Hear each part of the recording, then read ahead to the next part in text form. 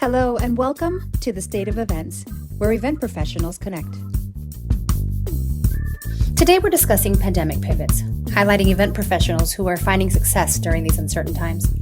As you can imagine, event producers and their clients have taken a pretty big hit economically due to the crisis. Professionals have had to transition their work, transition their working styles, and ultimately have transitioned to the virtual space. We have an amazing panel of speakers today who are going to just tell us a little bit about how they pivoted. We have Rachel Corbucci, who supported an organization called She Rises. We have Becca Bloom, owner and event producer with BB Events. And we have our very own Vanessa Oliver, my co-producer here on the State of Events, and owner of Infinite Dreams Productions. Thank you all so much for being here. I'm so excited to talk to you guys and just dive right into our discussion. I want to start with Rachel. Rachel, you work for an amazing organization called She Rises. Can you talk a little bit about what you do with She Rises? Yes. So I'm so honored to be here. Thank you for having me. She Rises was an organization that I was hired on to help with. And so I would just be the point of contact, the coordinator, somebody to just make sure all the pieces and parts came together. So when that was a physical gathering, a women's conference, it was 2,000 women, and it was a 2-day event with lots of components. And so then that had to switch to being virtually this year, which was an interesting switch for us. And in terms of the in-person component, what are the types of things that this event was traditionally reliant on in terms of in-person? I mean, did the women just come into an area and listen to someone speak, or was it a little bit more involved where they actually got the opportunity to interact with people? So it definitely a women's conference, so all women, and a 2-day event again. So women would come from all over from the country. They'd make it a girls' weekend, so getting a hotel and just making it an experience. There's speakers, there's music, there's worship, there's different breakout sessions and things that they would go to, different lunches, leadership panels and things. And then also, there's interactive elements. There's a store, there's a boutique. So there was lots and lots when it came to this event, and atmosphere was huge. So there were tons of photo ops and just things to make it a fun experience. Yeah. And in terms of the people who were a part of the production team, what are some of the roles and responsibilities that other people had that were a part of that team? So it was a huge team, right? When it was a physical event, huge team. So we had back of house, front of house, we had load-in teams, we had volunteers, we had greeters, we had shuttle drivers, we had decor teams that would set up decor, just make it look beautiful and take your breath away.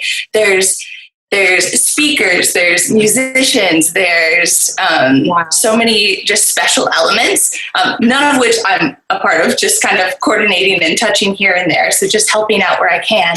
But it ended up being, for 2 days, it's a big conference. Wow. And the venue, what kind of venue was it traditionally held in? So generally it was a rented theater. So the last couple of years, it's been the Saban Theater here in Los Angeles or in Beverly Hills. And so the load in, the load out, and just there's lots of people, lots of team, whether it was staff or volunteers, lots of team coming to put on this big production for 2 days. I had the privilege of supporting you a couple of years in a row, I believe, with She Rises, and it's a huge in-person deal. This is like a massive women's conference. And one of the things that I distinctly missed this year was when you came to, the front of the theater, it was decked out, right? You had decor, you had people there with signage, with shirts, this sort of welcoming atmosphere to not only, obviously add to the experience for the women, but that also I felt it was a little bit a part of what the executive producer was trying to communicate. In your pivot that you had to make, how did you do that? In fact, actually, can we talk a little bit about how you pivoted? How did you turn this amazing in-person event to something online and do all of those things? Yeah, well, the founder of the conference, her heart is truly to create that atmosphere for women to come in and feel that welcoming feeling and feel that they can take time to set aside to invest in themselves, right? So that's what the whole conference was. It was setting aside time, invest in yourself, connect with God, connect with other people. And so now we had to transition this. So the founder, she had this brilliant idea to jump on a Zoom call with random people. So I gathered people that have gone to this conference for 10 years, that have just joined the conference in the last year, who have been on the journey. Some that were local here to Los Angeles, some that were in Alaska, pastors, just ministry leaders, and just random people, right? So we gathered them all to a Zoom call and just asked them, honestly, like, what is it that you would want to see in a women's conference right now? Is this needed? Should it be pushed back? Should it continue but be online? And so the feedback that we got from that conversation was that women in this moment when the world got shut down almost have more on their plates right now, right? So they're now the mom and this school teacher, and you're cooking 3 meals a day, and you're working, and you're supporting your husband, or maybe you're going to school, but now it's online, and you're working online, so you're just, you have all these different components. And so it was just a time that we were able to gather information from these women and just realize that this is a time that instead of pushing things back, we still need community, and it just has to look different. So true. Community during this season is so critical, especially to us as moms. And I know one of our other speakers, Vanessa, she has almost like 4 kids. She has 2 amazing dogs, and then 2 amazing children, and then a home, and all of these things. And so I'm glad you all pushed forward with that. That's great. Rachel, were there any streaming components to the event? Obviously, it was streaming online, but were there any, we have so many different platforms available to us today. So were there any streaming components that involved like breakout rooms, or can you talk a little bit about the platform that you used, how you used it, and did it provide this sort of, conference in and out of the door type of feeling so you feel like you're moving at an event, or was it pretty much, one screen and you just had a bunch of different speakers? How did you actually create that sort of conference feel? Yeah, so that's a great question. And it was debated a little bit how to do everything. We obviously, community and supporting each other and just having this experience, just like you would at a live event, was really important. What was chosen by the leadership team to do was to do a simulated live, which what that means is it's pre-recorded. So it was all pre-recorded, produced. It was done by a studio, and then it was played live. So we all watched it and experienced it. So whether you were across the country in Florida or you were local here in LA, we were watching it and experiencing it together. And then as far as the platform that we used a company called Brushfire, which so amazing. I cannot say enough about how amazing this company is, because we had never done anything online before, right? So just having the support and their team on our side was phenomenal. But in there's chat rooms. So all the women were able to get on, watch the content live, simulated live, and then be able to communicate with each other and still have that connection as if we were together in one room, right? Gathered together. And then there's breakout sessions. So the same thing where it was pre-recorded and it was just different, almost different videos you'd click on, so to speak, but they'd all play at the same time. So you had to enter that room, and then you'd have a private chat in that room with the people watching that same content. I'm assuming you had an amazing technical director for this whole. These are a lot of moving parts for the new virtual space that we now have to almost hire roles that we never had to hire before. Right. Well, what's interesting about this year is because we couldn't gather and have teams and staff and volunteers, it was run by 2 or 3 people. So it was an interesting move and switch as far as trying to put on a big event like this and coordinate all the parts. So it was really great to partner with an organization that had that platform set up. So like a webinar or conference or something like that. We just chose Brushfire because they handle our ticket sales anyways. And that's an interesting thing too. Most of our tickets were pre-sold the year before at the live conference. And so to have to switch online, there was so much communication and things that had to happen as well. Wow, you guys are troopers. It was amazing. I saw it. It was a pivot success. Right. I want to hear a little bit from Becca Bloom. Welcome. Thank you so much for being here. Becca, can you tell our listeners a little bit about yourself and what you do? Hi, Sonia. Thank you so much for having me. I'm really excited to be here and discuss this virtual event space with all of you. I own BB Events, which is an event planning company based in the San Francisco Bay Area. We serve nonprofits, community organizations, and socially conscious companies. And a lot of what we do is about creating intimate, meaningful functions for people to gain awareness, get educated, start dialogues, donate funds, build partnerships, all in the hopes of leading to positive change in their own communities. So we do events that range from fundraising galas and dialogues to mini conferences and summits. Wow. So in terms of your sort of your outreach, it seems like it's almost reliant on in person. Is there a component that is dedicated to the virtual space already, or was the event that you did completely, an in-person transformed into an online event? So the June event, one of the things that we had to really look at was what the new goals were for the event. So as I was talking with my client, we had to really identify what we wanted guests to get out of the experience, because it was an entirely new event. For the in-person experience, we had a conference set up, an awards ceremony, networking events, a final celebration. And so we knew that all of those components would be a challenge to be able to produce all online. So what we did was we took several of the elements of the in-person experience online, things like a keynote presentation, educational webinars, live hands-on experiences led by small business leaders in the community, and a networking breakout session at the end of the week. So after our discussion about strategy and goals, we realized that one of the most important things about the week was education, people learning to be able to manage their business, grow their business, and thrive in their business. The other piece was the networking.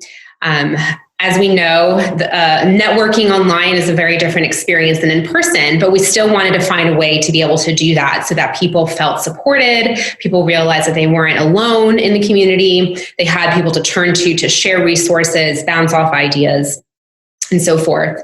So one of the things that we talked a lot about was how to scale back and simplify so that everything that we were planning and producing was easily digestible for the community, something that we could put together that was still effective and thoughtful. So that was part of the planning process to get from the in-person experience to the virtual experience. And it sounds like there's a sort of maybe a loose reliance on donations and fundraising. Would that be correct? For this one, actually, there wasn't a fundraising component. It really was all about getting partners from the community to share their knowledge about the small business community and resources. And it was a completely free event for members of the community. And we decided to keep it free as well for online. And in terms of the small businesses that participated, are these small businesses that have events, or are they any type of small business that's in the community? A wide range.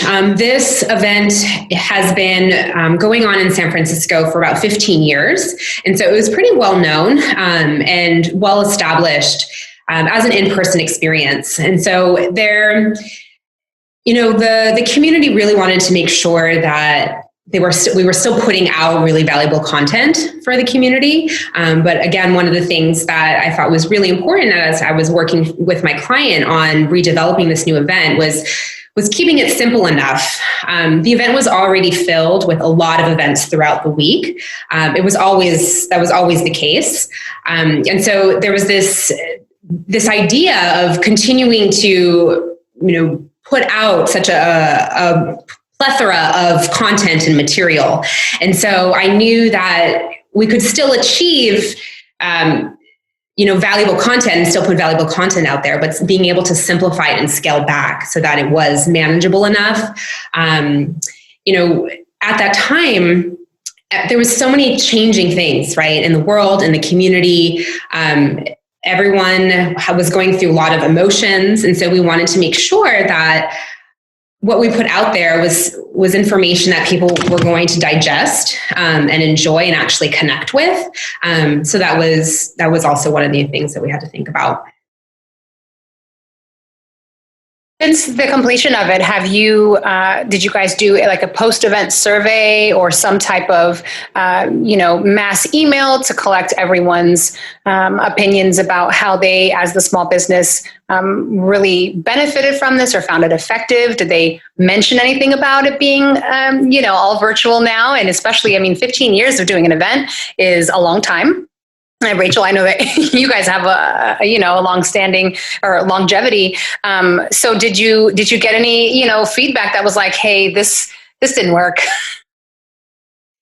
We did send out a survey. A lot of times with these surveys, it's hard to expect a wide variety of responses, but the responses that we did receive were quite positive.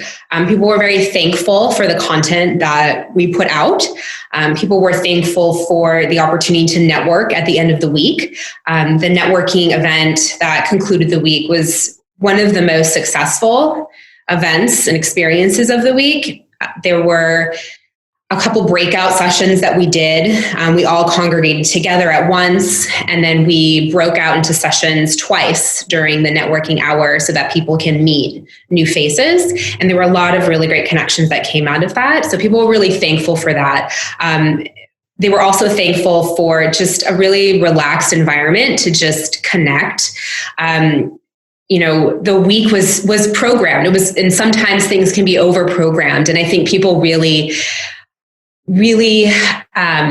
loved the idea of it just being a time to just talk about what they're going through with small businesses, sharing resources, sharing ideas, and being a support network for people. People were quite thankful. They really did enjoy the week. It was an opportunity throughout the week to get involved in so many ways. So the wide variety of events and experiences throughout the week allowed people to connect in ways that worked for them, whether they wanted to, join a discussion, watch a webinar on a particular issue and topic, or join a hands-on experience with a small business leader or network. And same question in terms of the platform. What platform did you use? And also, was it pre-recorded or did you stream live? So we had a mix of live stream and pre-recording, depending on the type of event. We had a keynote that launched the week, and that was all pre-recorded with a live chat function. So people watched the content at the designated time, and then they were able to chat with one another. So it made it feel like it was a little bit more it was authentic, and people were able to talk with one another and respond to the information that they were watching. We also had live content throughout the week with our experience rooms. So we had small business leaders lead a particular instruction, a hands-on activity in their crafts. And so people tuned in on Zoom and either did the cooking or watched the demonstration, and it was a really nice social interaction with other guests on the platform, and then also with the instructor. So it was a nice mix. And part of the planning process was deciding what to pre-record, what to go live, to make sure that content got out to people in a really smooth way. And I'm sorry, you said Zoom for the for those live components, and what was the pre-recorded? Was that also from like with the Zoom link? It was all through Zoom, except the pre-recording. The recording itself was done on Zoom, but then it was embedded onto the client's website. And so we gave that particular link to guests so that they saw the screen when they entered the page. And then there was the chat function right next to the pre-recorded screen. That's interesting. I think that's the first time I've heard that of embedding it into the website for the client. That's actually an awesome idea. Yeah, it was nice because it kept the branding as well. And so people saw the website and they saw the other areas that they could explore, especially with all the events that were coming up throughout the week. We had them already focused in on that page. And so they could navigate to the other registrations throughout the week. We did look into other platforms, which I'm sure is what we've all realized we needed to do. You know, what platform do we need for our event? And before we even got there, we had the discussion about, goals for the event. What do we want to get out of it? What's the purpose of the event? And that helped dictate the different platforms for us to explore. And then at the end of the day, we realized that, Zoom would suffice for what we needed for this particular event. And it worked quite well. Thank you for that. Want to transition now to my wonderful co-producer here at the State of Events, Vanessa Oliver. Vanessa, welcome. Thank you for joining us. Can you tell our listeners a little bit about your company and about this wonderful event that you did completely virtual for the first time ever? Yeah, so I am with Infinitely Elevated Events and TSOE. So Infinitely Elevated, we work with social, corporate, and community events, not exclusively, but predominantly in the cannabis education and wellness space. A lot of what we do is to curate interactive experiences for consumers and businesses using cannabis education as a tool alongside innovations in technology, design, entertainment, and cuisine to broaden the social understanding of cannabis and how it can be safely considered as a self-care regimen. Essentially, during this time, how we had to pivot was cannabis education is received. How can cannabis education is received is completely personal. It's a personal experience that requires us to build engagement around an audience whose experience with cannabis ranges from none to, I've been consuming since JFK started using it for his back pain. There is an element of consumer and brand trust that we need to create to make an event successful, which relies heavily on engagement. The issue with that is, as you can imagine, this becomes difficult to accomplish when in-person events have been shut down. Right? You can't touch anything, you can't smell anything, you've completely lost almost every single component that there is when it comes to really personalizing the experience for the consumer. So ultimately it comes down to where does this leave us, right? Obviously we know that cannabis education, especially in these times, is still necessary. Consumer use has gone up and so has self-care needs during this pandemic. And due to strict cannabis laws, we haven't had a lot of wiggle room as far as being able to keep up with consumer-focused events. However, we are seeing the importance these events will have once unrestricted in-person events are green-lighted. So given those current trends, we wanted to help event professionals interested in this niche be able to enter this realm as seamlessly as possible when they were able. And that's what led to what we call the Can Educate conference that happened last month. This conference was a virtual conference that we held on the Hopin platform. I'm sure Sonia and I will discuss that soon enough. And this conference was focused on helping event professionals navigate the tricky issues of cannabis events, like policies and compliance and consumer trends, marketing, and event techniques. So with this event, we concentrated on policies and compliance, consumer trends, marketing, and event techniques. When it came to actually marketing out and selling, obviously for cannabis events, even in the virtual space, we found that it's still very tricky. Cannabis laws are just very difficult to navigate, which puts that extra hurdle on us as event professionals. But we had great supports. We really have to rely on affiliate marketing in order to get it out. And despite doing that, we were able to sell out all the tickets. And even I think there was a question like, should we open it up to more? At the end of the day, it was very successful. And what was even better was the feedback that came after that. We saw why these events are important, not just to consumers, but we're seeing why it's important to event professionals as they're starting to learn why these type of events are important to the consumer market. What was sort of the pivot component of this? Some people, when it came to this pandemic, it was either make or break. They either want to stick with their role as an event producer, or they were like, I just can't do it anymore. This is just not set up to be sustainable in the long run. Well, I'm completely committed to myself, not just as an event producer, but as a cannabis educator. And that really inspired this role to figure out, okay, well, what can we do to keep the education out there? And so with the help of an amazing team, we sort of worked together to identify, okay, what components are absolutely necessary for people to have right now? And that's where the pivot came in. Okay, well, we know we have to go to virtual event space. How do we do that safely? How do we do that and still be true to the cause of what cannabis education is supposed to be about? And so it ended up being a completely new event, and we pulled it together within a month. So there was a lot riding against us, and somehow, I think it was just, the stars were aligned, and it was meant to be because we pulled it off very successfully. And in the context of what was done, was it a pre-recorded? Was it live? And then were there any breakout components? I'm sure the particular platform had some type of element involved where you can do all of that. How did the platform support what you were trying to build out anyway? It was very much a live event, not pre-recorded, because again, we wanted to stay true to the authenticity of real-time engagement, right? And with cannabis, you want to make sure that you can answer all the questions on site, on spot. And then two, there was just a certain element of trying to figure out, well, how do you do a virtual conference? That seems kind of fun, So there was that piece too, that we just kind of wanted to give it a shot because we're risk takers. Obviously, we're in the cannabis space. So we wanted to see, where that took us. So yeah, it was a live event. The platform that we did it on was Hopin, which did allow for breakout rooms. We had a main stage. We had separate sessions. On the main stage, we actually had a DJ streaming from his home, and he was playing some amazing hip hop, jazz, pop.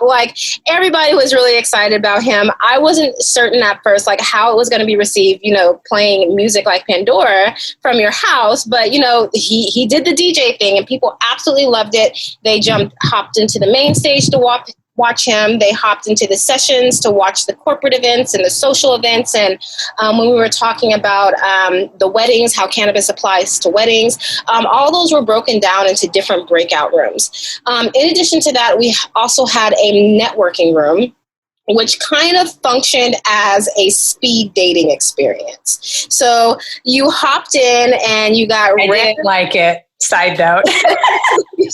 You went in there and I saw a person and I was like, hey, and then they left.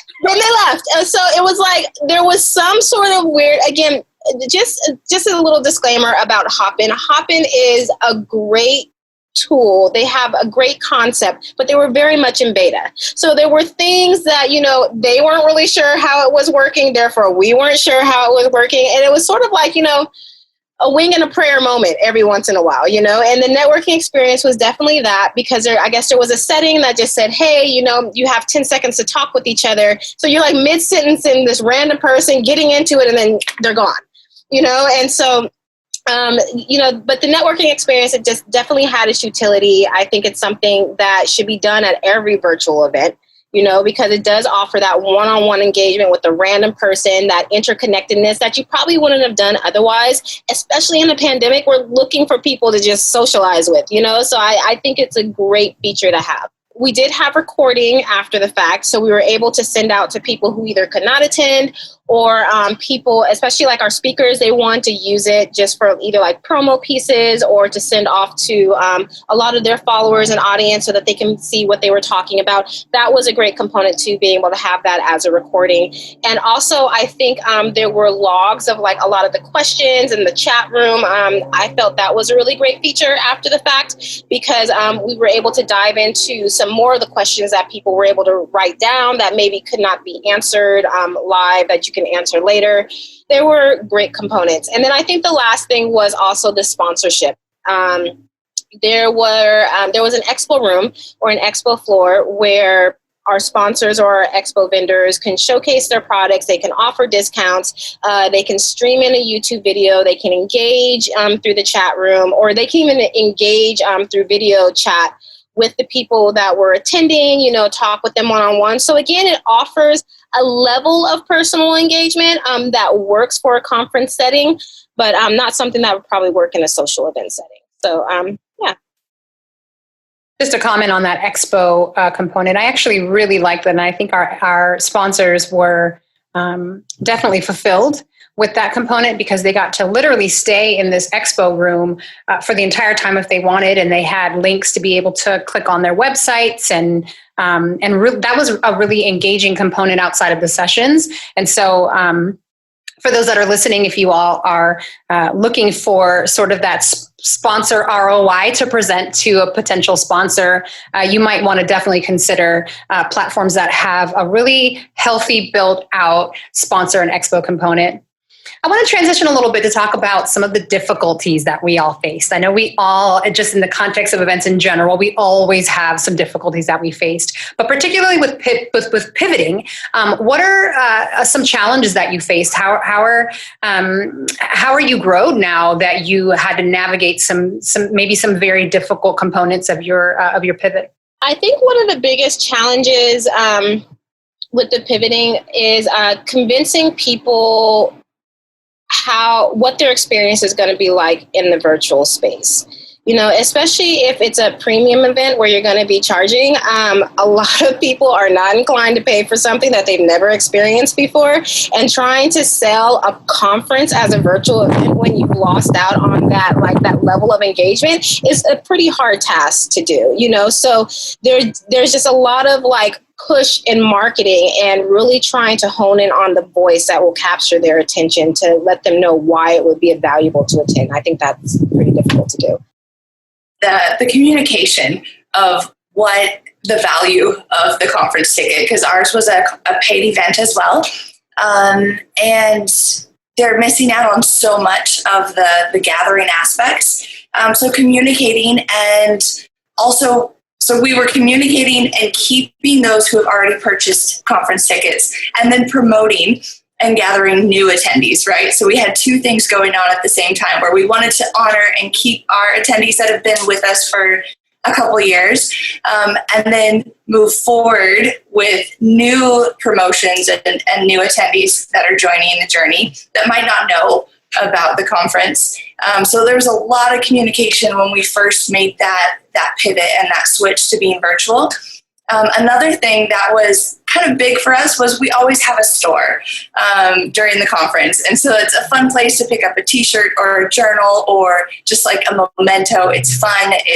There's just something there. So we had to switch all of that to being online, which may be easy for other people if you've already had an online store and things going. But for us, we had to switch all of that and just learn new platforms and new things to get things in people's hands, just as another memento or just a way to make the conference feel real, to actually have things mailed out. We had gifts that were mailed out to some of the attendees, and so just lots of new things with this switch to being virtual. If I was honest, I missed the after party. We always have a She Rises after party. Can you talk a little bit about the after party? I mean, it's self-explanatory, of course, but I feel like we are so encouraged and built up. So there's an after party, isn't it? Right. Well, we as women, right? We love to get together, hang out, have fun, dance, whatever it might be. So at She Rises, that was a big element. The first night, the end of the night, there was music, there was sometimes food. the last time we had it live, we had popcorn and we had cotton candy and just different vendors coming in. And we just make it a fun atmosphere, right? Just to have a memory, take some pictures, have fun with your girlfriends. So this year, it's virtual. So just figuring out like, okay, how do we still have it fun? We're still connecting. We're still chatting online. We're still posting on social media just so that there's this little bit of a journey that people can follow. And this year, I mean, we had some really fun elements where we had a comedian come in and just, share some funny things and some laughter. And we did have a lot of women, not necessarily in LA, where it was a little more shut down, but in other places in the country that were able to gather still. So they still had little after parties of their own. So they're posting pictures and showing us, hey, we got together. Maybe it was 5 or 10 women that got together and had those after parties. But instead of all together, we were in smaller locations everywhere. Yeah.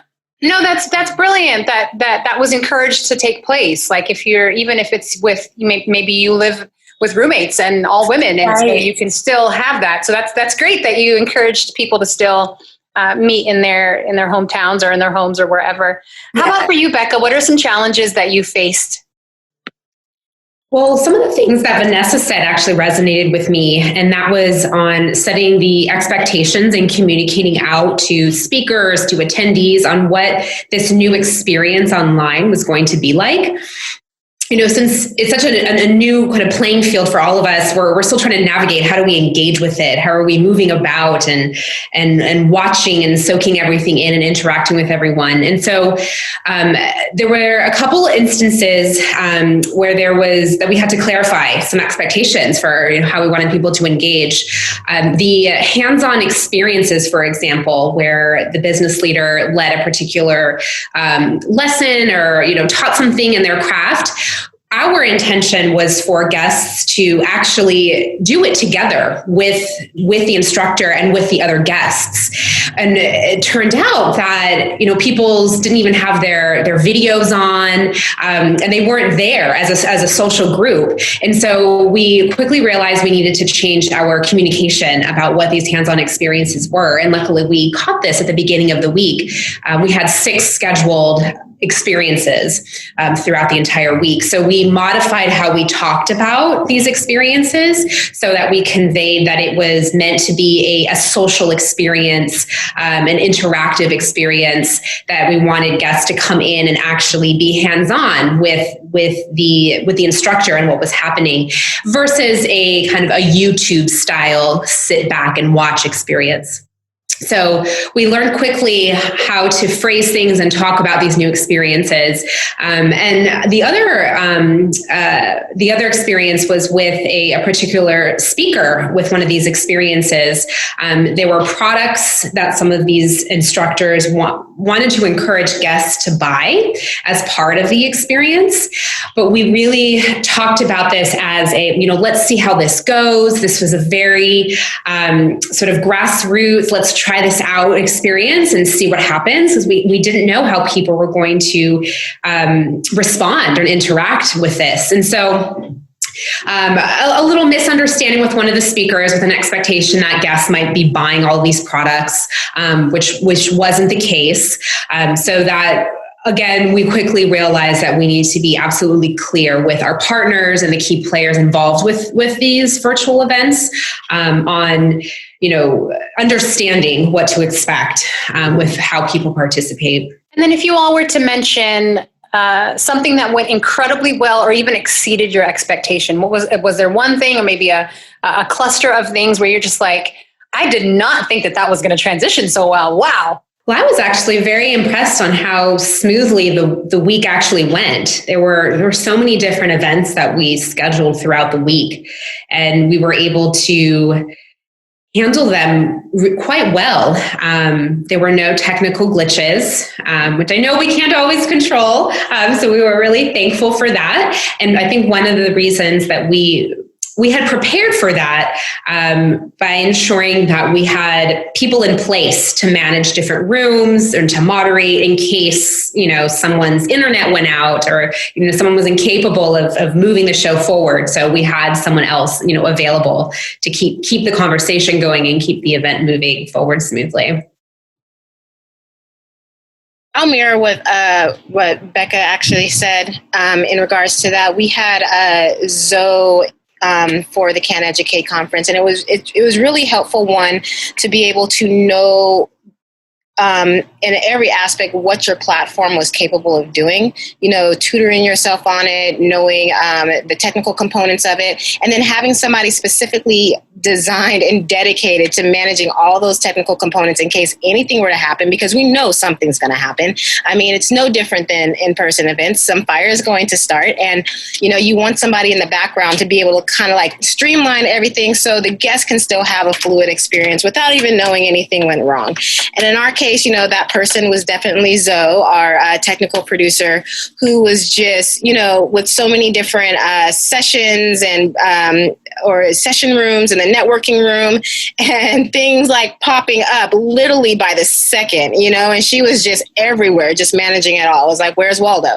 So, the fact that, you have a team that can really be dedicated to specific components of the event is not only critical, but it really does, you realize, streamline the event process for you as a host or for the producers of the event and for the consumers as well.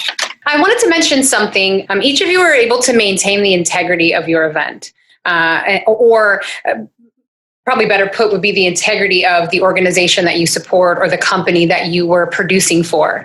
Just in terms of Rachel, you were able to maintain the connection and community. Becca, you were able to maintain the education and networking, as well as Vanessa, the engagement and education. How can someone actually successfully do that? How can you keep the integrity of your product or your organization and yet pivot like this? Was that something that had to come from maybe, the executive producer, maybe if it was in the context of the organization, maybe the director of the organization? How were you able to constantly be thinking about that in this space? For us, it was really just about I'm really familiar with our brand, and our brand has a specific voice and a specific story, whether it be in person or virtual. And as long as we continue to remember what the voice of our mission is, what is the purpose, what is it that we want our audience to gain from that, it was really easy to create these little components around it. Sometimes I feel in events, it's easy to get all these great ideas and say, oh, it would be nice to have this, it would be nice to have fireworks, it would be nice to have all these things, but then how does it actually speak to your brand itself? So it's very important that every step of the way that you go, you think of, okay, well, how does this apply to what I want my participants to take away from this event? And by just taking those baby steps and not getting ourselves overwhelmed with like the big picture all the time, or getting ourselves overwhelmed with like having all these fireworks and flashiness to try to entice people, just keeping it simple. I mean, it's a lot it says a lot when we can really stand by that less is more when it comes to your brand. So I couldn't agree more, Vanessa. As I was mentioning earlier about simplicity, I think we really took that to heart when we were reinventing this new virtual event for San Francisco Small Business Week. I was lucky enough to have been part of several years of this event week. So I was pretty ingrained in the community and the goals of it, and how to engage the small businesses throughout the week. But again, it was an entirely new event, right? And so we still wanted to keep it really authentic and make sure that we, as big of a vision as we had for the May in-person experience, we couldn't do all of those components. It wasn't the right fit for an online event, right? We had to just scale down, and we knew we didn't want to just plan something just to plan it. We wanted to be thoughtful about all the decisions that we made, the content that we put out there, and the moments that we had people's attention. One of the when I look back on the journey of planning this, I realized how important of our role is as planners of being just sounding boards or voices of reason, voices of clarity and ease, especially when there was so much uncertainty and chaos that was happening. As much as we all, pat ourselves on our back for being really organized, and we love the logistics and the details, and that's why we got into this work. Part of it is just being a strategic coach, a strategic architect as we walk through this process with our clients, to make sure that we're crafting something that's thoughtful and purposeful and meaningful. And it doesn't mean it has to be a huge production with lots of bells and whistles, right? It's still, no matter how big or small, it still requires a lot of thought into it and a lot of strategy as we walk through that journey with them.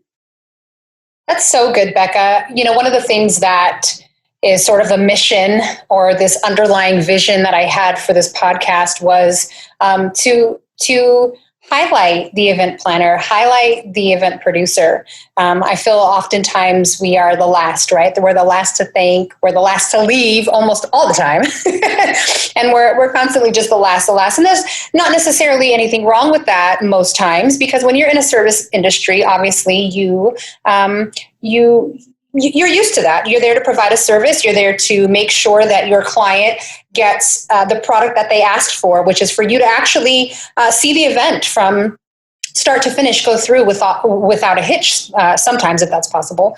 And so I think you hit it right on the head, just in terms of our role is so significant when in the context of planning an event. And it's like we're the catch-all, if like someone mentioned, in terms of the fires that are going out, whether you started the fire, you even knew about the fire, or there really is a fire, they're going to come to you and say, well, what's going on with the fire? and so that is sort of the heart of why we do things like this, to say, hey, first of all, take it easy on us sometimes. But also we're more than just planning. We have to bring this logistical capacity that we either don't always have, or that we're growing in the moment, because no event is the same. Even if it's the same event every year, it's never the same every year.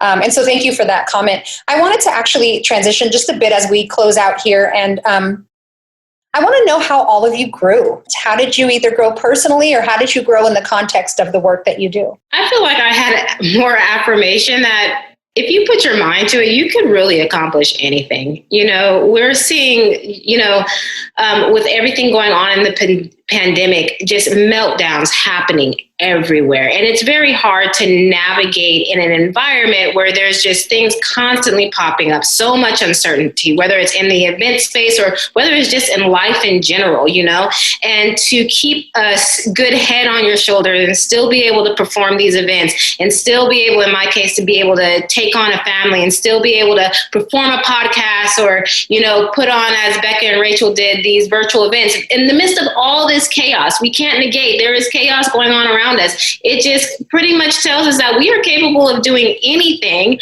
as long as we are as long as we take our time and we keep our goals in perspective. I would say that I grew in knowledge, honestly, moving from a physical event where it's organizing people and coordinating and making sure everything's running smoothly with all the teams, to building a website and getting videos loaded to Vimeo and YouTube, and started a virtual store. And in the midst of this, the organization I was working with kind of became its own organization. So setting up different platforms for the organization as a whole to continue. So it was a lot of growth in logistics online, which is great. I'm so grateful for the experience and just for the knowledge that I've gained through this. There are definitely moments of being overwhelmed and feeling like I can't take another customer service phone call. Like, this is it. But through that, just like Vanessa said, like, we can do this. It's just a matter of putting your mind to it and realizing that you have the tools and you can learn. We have the capacity to grow and learn. Rachel, to your point about having the tools, I realized that as much as this is a new space for all of us to navigate, we have a lot of tools already in our toolbox. I mean, we've been event planners for so many years, and so we know how to apply a lot of the things that we've done for in-person events. Just applying it now to this new type of event and this new type of opportunity. So, as scary as it is in terms of this new language to learn, new platforms to learn, there's a lot that we already have at our disposal. We don't have to start from scratch entirely. The other piece is that, this is such a new creative opportunity, right? There's so many times over the pre-COVID where, you're trying to make an event different, having done it for so long, or, how do you add new creative elements into it? Well, here we are now forced to actually think about new creative ways to do our events. And so I've quickly realized that this is a creative, fun new space that we can all embrace. And it's more than just a space that we have to deal with or have to use, that now it can actually be something really meaningful and successful. And, with all of our events, there's been a lot of positive things that have come out of online gathering. And so capitalizing on that, and realizing that online spaces can actually be quite successful and quite meaningful. Becca, I was actually gonna ask that as well, just in terms of how we all foresee the future of events, particularly in-person events. Do we see this combination element now, where there's going to be some intentionality behind these virtual components of in-person events as professionals kind of forecast what we see the future being? How do we see events in the future? I think that the virtual component is here to stay at some level with all of our events. We have realized we've realized the benefits of the online component, how it can mobilize so many more people, right? Our audiences are so much larger. We can connect with people across the globe. It saves on costs and time and resources for people who would originally have to travel, right? I think there's so many benefits to it that I think it's here to stay, and it'll become part of our planning playbook. That's just one of the things that we think about as we're producing an event. I agree with Becca on that. And I think it has to do with more so the type of events that are being planned. I think there are some events that now they see that there is actually probably more opportunity for them to move into the virtual event space, especially if we're dealing with conferences that are like booking themselves in different locations because they're trying to absorb like a global audience. Now it might be beneficial just to do one conference, save those resources, and you still get your global audience.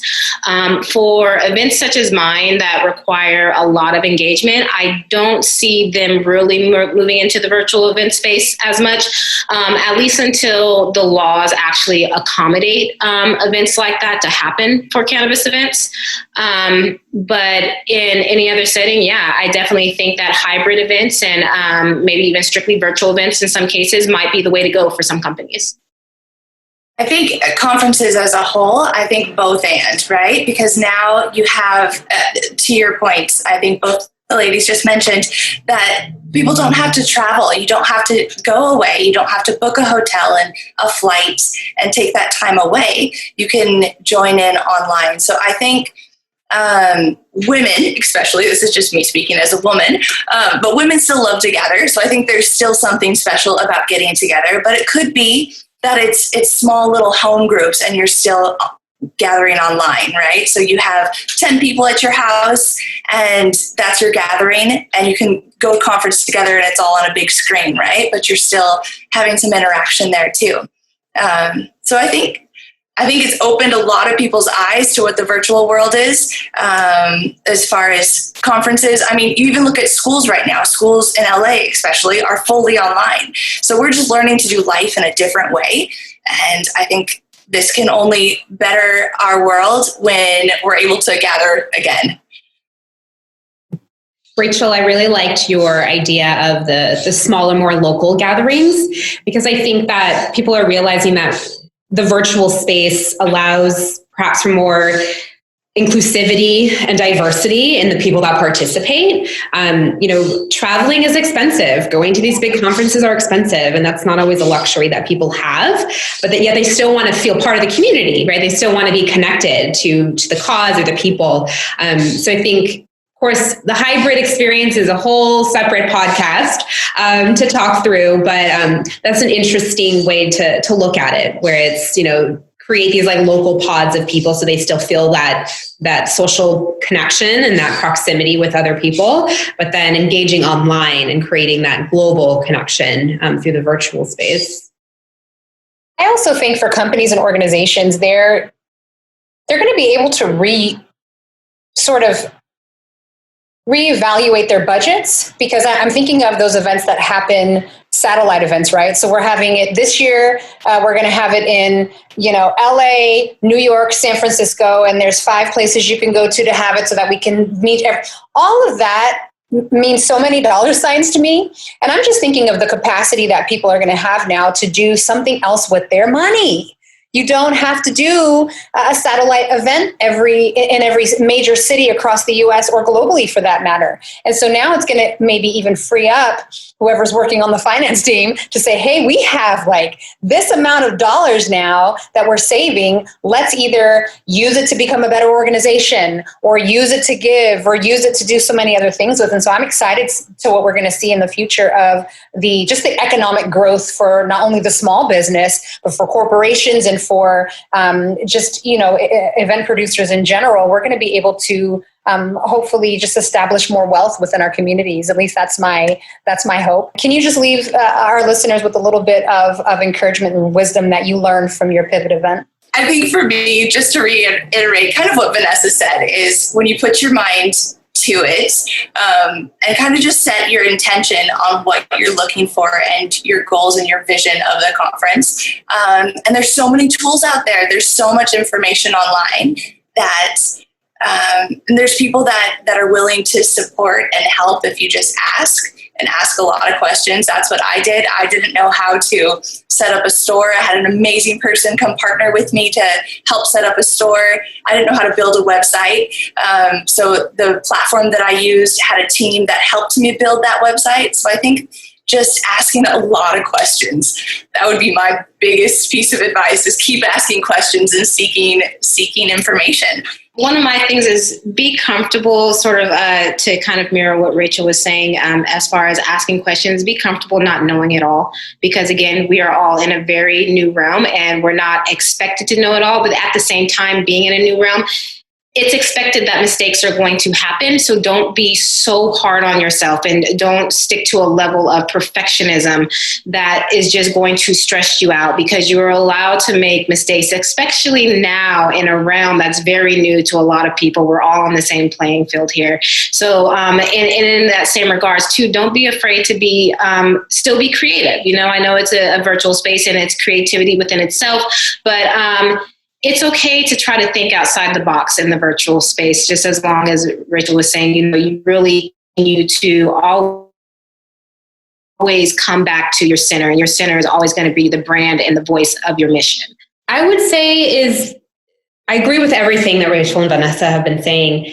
And also thinking about what's made you successful as a planner. As I was mentioning before, we've had several events, I'm sure, over our career thrown at us that were entirely new, that we had no idea where to start or who to turn to. And so it's very similar to that, right? Think about where we started and what tools and resources we have built over the years, to apply to the events that we've done. And that's helped me realize that this virtual event space doesn't have to be as big and scary as it sounds. Also being patient, just like Vanessa said, we're not going to learn all of this overnight. It's a process. We're all learning, and let's do it together. We have networks. Turn to your networks, turn to your vendors, turn to your partners, and talk it out. Talk about the idea for this event or how to do this, because we don't have to be alone when we're planning all of these new types of events. I also want to mention we have this saying that we know called "You don't have to reinvent the wheel." And so my actual piece of advice is that now actually is the time to reinvent anything internally. If you are a small business or maybe you are just an independent contractor, now is actually the time to reinvent some of those wheels. Maybe there are some things about your business practices, or maybe there's some things about the way that your wheel was turning that you're like, I didn't like that. That didn't serve me. Now's the time. Take this time where we can't do the things that we used to do once upon a time, and use this time to reinvent the wheels. Maybe there are some wheels that do need to be reevaluated and reinvented so that you are that your company and your business and your services are better, not only for the clients in which you service, but for yourself. And so that would just be my small little advice is to actually take that saying and identify, are there some wheels that actually do need to get reinvented? I really appreciate you guys so much for your time. Thank you all so much for spending time with us today. And I know our listeners are probably so inspired now to actually embrace the virtual space. I'm going to be the first person to say the technical stuff, I'm so used to hiring out for that having to learn that in this season has been very challenging. But yeah, Vanessa, you've given us the freedom now with what you said is just, be patient with yourself, let it go.